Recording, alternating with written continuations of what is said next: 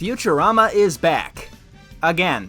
I did an admirable animation of Futurama way back in like 2014, and at the time I said I wasn't really familiar with the show. I had only watched a couple of episodes before doing that review, which is just the way that I did things back in the day. I'd definitely like to say that I have remedied that in the past decade. At present, I have watched every single episode of Futurama, most of them at least a few times, and good God, was I definitely missing out. I don't know if I'd call Futurama my favorite show ever, but it's definitely in the running. It's an adult cartoon that actually feels adult. It's not gross or overtly sexual or lewd just because that's its narrow definition of what adulthood actually is. It's one of the few shows that actually tackles complex emotions and the difficulties of adult relationships, all while wrapped around a sci-fi aesthetic. Not every single episode is perfect, obviously, but it is one of the most consistent shows that I've ever seen, and its baseline is so much higher than its competitors.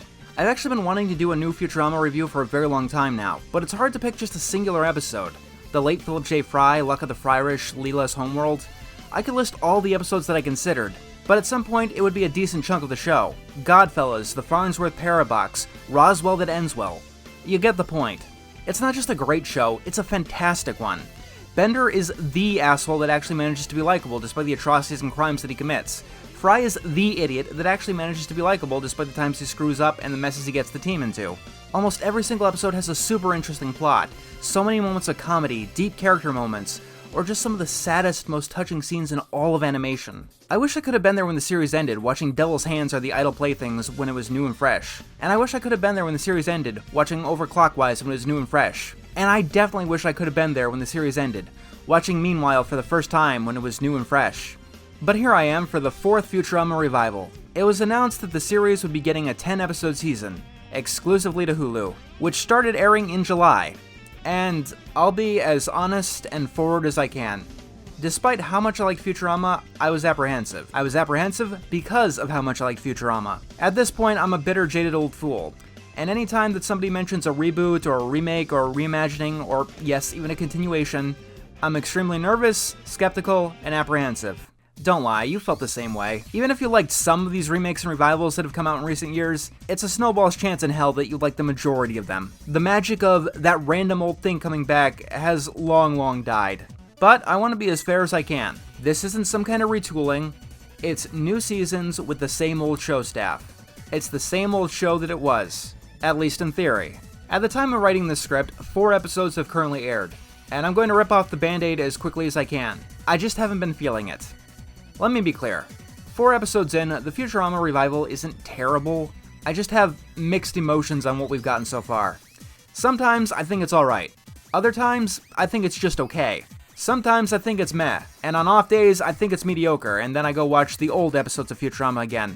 So, let's talk about what we do have. The Hulu season starts us off with The Impossible Stream. Fry wants to watch every show ever made, and he could do so with this handy new streaming joke. I hope you like meta jokes. A lot. Like, a lot. Like, if a TV show mentions that it's a TV show, you'd better be rolling on the floor just on the fact that they did that alone. And this doesn't work out for me. You know what else I'm burnt out on? Meta jokes and meta commentary. To me, meta jokes and meta commentary are to the 2010s what gross out humor was to the 90s. At first, it was edgy. It was a refreshing change of pace. And all of the cool shows were doing it. Then all of the shows were doing it. Then all of the shows were abusing it. Let me put it this way. After Velma... You know what 420 is, right? Yeah. It's code for adults who still watch cartoons. I am never going to enjoy a meta joke ever again. Not for a decade, at least.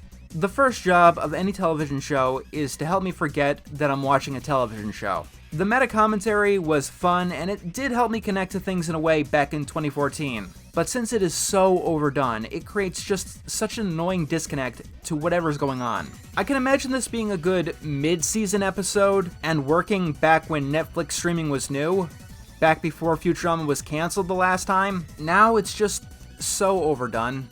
Even ignoring that, it's an episode that lacks variety. It puts all of its chips on making meta commentary about the state of Futurama, its numerous cancellations, streaming, and television in general. And if you're not looking for that, you're not gonna like the episode. Episode 3 also has similar problems. It's an episode that's making fun of cryptocurrency. Can you excuse me for a moment? Let me be clear. I find the crypto world pretty damn stupid. I think it is stupid. Many people find it stupid. And people have been calling cryptocurrency and the crypto world stupid for a very long time.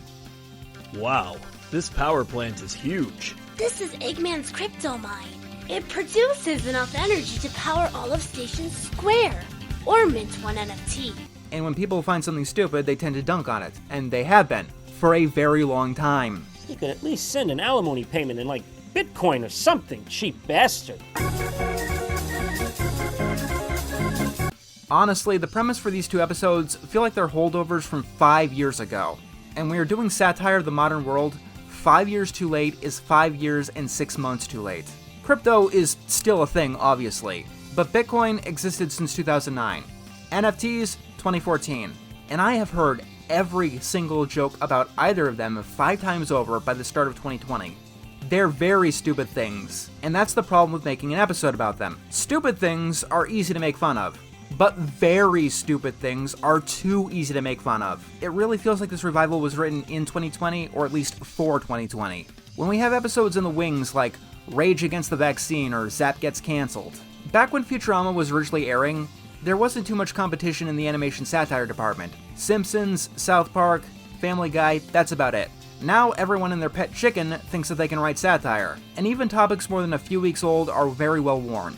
Let me put it this way. If we've gotten to a point where Fairview already covered these subjects, it probably means that Futurama has nothing new to say about them. I will admit, the Western aesthetic is certainly an interesting deviation. It does make the episode at least somewhat memorable, but the Western genre parody is one of the most common ones to do in animation. Cowboy Courage, Pest of the West, Operation Nugget, Canadian Squirt Guns. I could go on and on. I'm not against Futurama doing a Western episode on principle, but like, is this the thing that you wanted to do with your show with a brand new chance? You can say anything at all, anything new and poignant about the world, or how much our society and technology has changed since 2013. And this is what you step out the gate with. These two episodes make me feel more like the revival comes from a fan demand, rather than a genuine want to continue the series. I'm not saying that's how it actually is. That's just how it feels. Episode 4, unfortunately, is even worse. It's a Dune parody, which, while not unheard of, is definitely a lot fresher than a Western parody. However, the problem that I had with this one, it's just really gross. Instead of Dune, it's Doong, because it takes place in a litter box full of dung. And so we have parasites, and dung beetles, and characters spitting on each other, and shit. It's just an unpleasant episode. And I get that Dune as a series is pretty unpleasant, but as an episode, it's just not funny or interesting either. You may notice that I skipped episode 2, Children of a Lesser Bog, and I saved it for last because it is the episode that gives me a hope for what Futurama can do with its latest revival. This one isn't about satire or how the world changed, no meta jokes or anything like that. It's just a raw continuation of the characters and their journey. In this one, Kif and Amy's babies are finally ready to return to them after 20 years.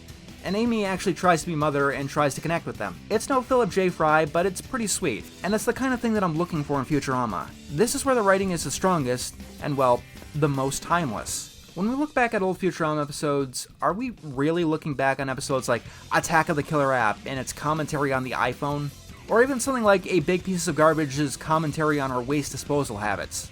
These are both fine episodes, but it's hard to argue that they're saying something poignant this day and age. Off the top of my head, the only commentary I think is, in the present day, is I dated a robot, and that's only by accident. The episode was originally about Napster, which doesn't exist now, never mind in the year 3000. I'm guessing that most of the people here have never even used it, if they've even heard of it at all. However, completely by accident, it seems to hold up as a commentary on replicative AI, which wasn't even a pipe dream when the episode originally aired. We're not looking back on this when we look at Futurama. We're looking back at the characters and their connections. And I, for one, want to see where this Kif and Amy thing goes. I want to see Fry and Leela's relationship develop further. I want to see these families and friendships grow, for all of the characters. Yes, even for Zoidberg. I really do hope that these 3 episodes are them finding their legs, trying to get their balance again after awakening from an extended cryosleep. Because, for the most part, it's not bad so far. I want to make that clear. The episodes aren't bad, but Futurama's standard isn't not bad. I'll say it the only way I can. Are you guys really happy that Meanwhile couldn't be the finale anymore for this? Meta commentary on streaming services or digs at cryptocurrency, or an episode in a litter box? I know for one, I'm certainly not.